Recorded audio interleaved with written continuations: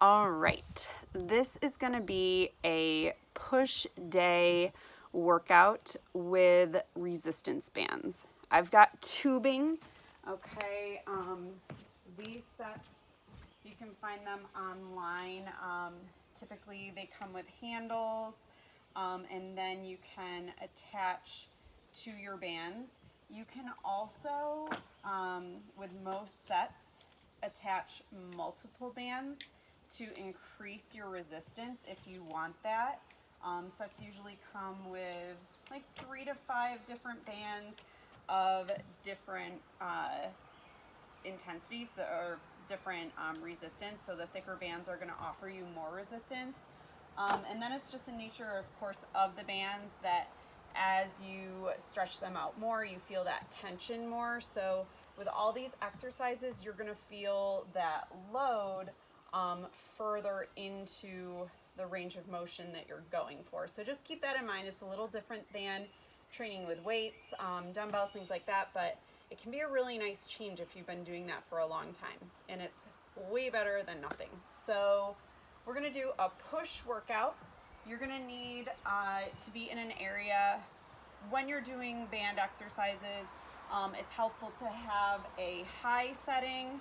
So basements are a great place for this. Usually you've got some overhead beams horizontally up high, and then some vertical beams, usually from your floor to the ceiling. That is a really good place to be doing your band exercises. Another thing that I've seen is that these bands often come with anchors that you can set up in your door frame, and those work well also. I've seen people create little setups, just taking a really sturdy beam that's in their wall and then attaching hooks. So kind of like a more permanent setup. If that's something that you're interested in, just Google it. You'll find some instructional videos on YouTube of how to create those setups with those permanent hooks. Make sure wherever you're attaching your band is very secure. You're not going to pull it over. This is not that secure, so I'm really just demoing today. I'm not personally going to be trying to get a great workout out of this, but I want to show you the exercises. So we're going to get started. Our first exercise is a chest press. We're going to do this standing. You'll need to set your band about as high as your chest. So I recommend standing next to your beam or wherever you have it attached and checking to make sure that it's about even with your chest. From there, we're going to come in front of our beam, and I like this one at taking the band underneath my arms. You're going to come forward.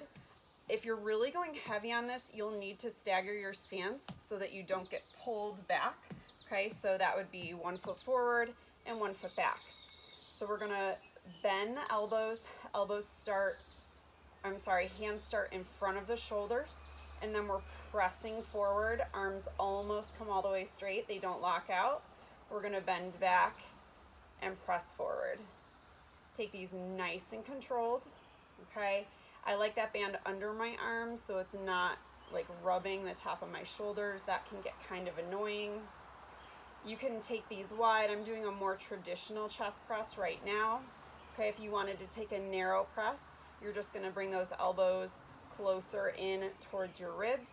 So that's more of like a narrow press, or simulating even like a narrow push-up. Okay, so that is your press. You're going to have your band set up the same way for your pec fly. Okay, so also again, about chest height. You're going to have the band outside of your elbows to start on this one. Okay, so we're going to come forward. You won't need as much tension for this pec fly. We've got a slight bend in the elbows. I am staggering my stance because I have enough tension that this might actually pull me back a little bit. Okay, so 1 foot forward, 1 foot back. You've got that small bend in the elbows. You're going to hug the arms forward. I still have a small bend in my elbows here, and then I'm going to open up. So I'll hug forward and open. I always picture kind of like an oval shape right here with my arms. Controlled open. It stays at the same height all the way throughout. Okay, so we're right there. right? Next, we are going to a shoulder press. And there are a few different ways you can do this with the band. It's all going to depend on how your band resistance is, whether it makes sense to stand with this, whether you need to kneel with this, or attach it to something. Those are all going to be options. To stand with it, I know this is going to be fairly challenging for me. I would take it right here. I'd start with my elbows about even with my shoulders, okay? So I'm not starting way down here, right here.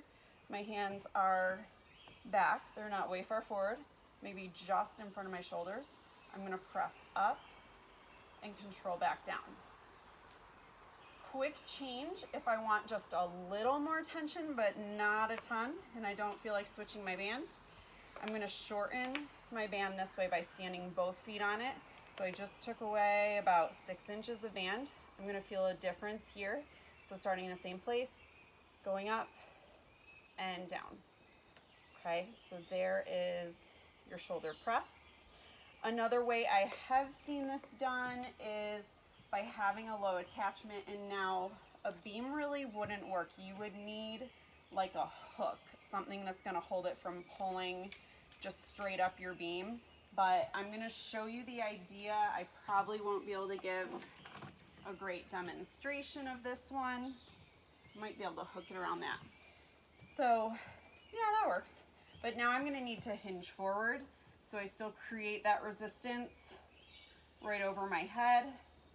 Okay, if I stand up here, that gets a little awkward. That's not pulling from like straight up and down following my spine. That doesn't feel like a shoulder press. So I have to be here. I have to have that tension coming from down, basically low towards my hips. So I've angled, and now that definitely feels like a shoulder press. I'm not gonna lie, I kind of liked that more than I expected to. So that felt really good and challenging. I liked it. Lateral raise. So shoulder exercise. You can do this a few different ways. And this is probably gonna be a little heavy for me, but we'll give it a shot. You can stand on it and take it one arm at a time. We're going arm almost straight, okay, like we did with that pec fly. I have a tiny bend in my elbow. It's not locked out. So you could go one arm at a time, or if it makes sense, you'll need to make sure that you're even. This is gonna lighten up my resistance because I went a little longer now on both sides. So I don't really love that as much. What I would need to do is something similar to what I did with my shoulder press. Take a little of that weight between the feet, a little bit of the band between the feet to shorten the length between my foot and my hands. Make sure you're even on each side. Now I'm gonna have resistance sooner. Yeah, so that I like, okay? So you could stand on it. You could also, if you do have that secure low setting where it's not gonna come flying up your post, you could set it down there, okay, looped around your beam or your hook or whatnot, okay, and you could do single, or you could probably manage to do double. I like both. They're both good options. From there, you've got a ton of options for a tricep extension, okay?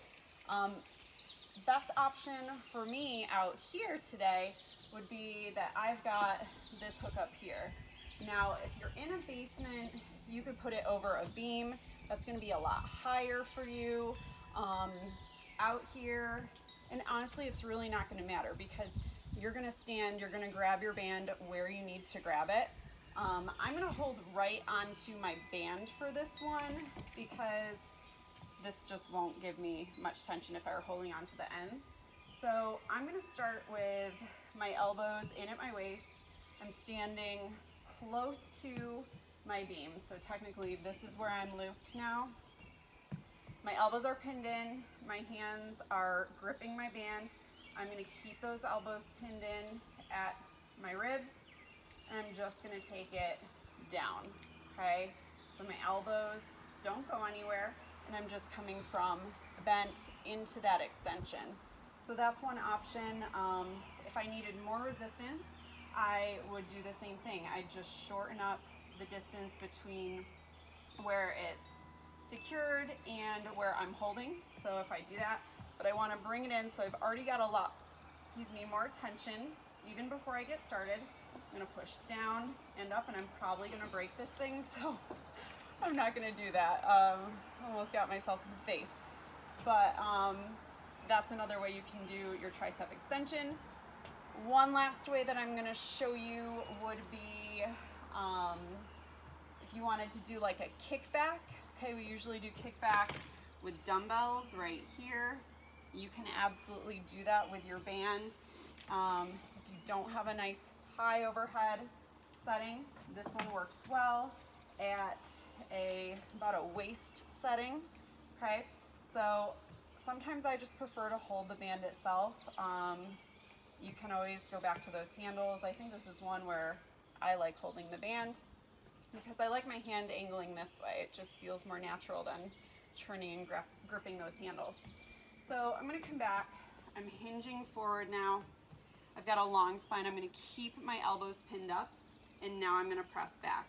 And this is one exercise that you're going to get actually a better benefit than with dumbbells, because when you do a kickback with dumbbells, you only have that resistance from about here to here, okay? You don't have resistance from here to here. With that band, you've got that resistance all the way through.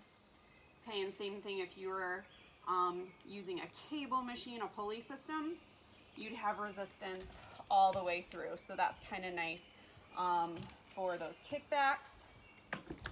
And I think that's it for, that's going to be it for the push day.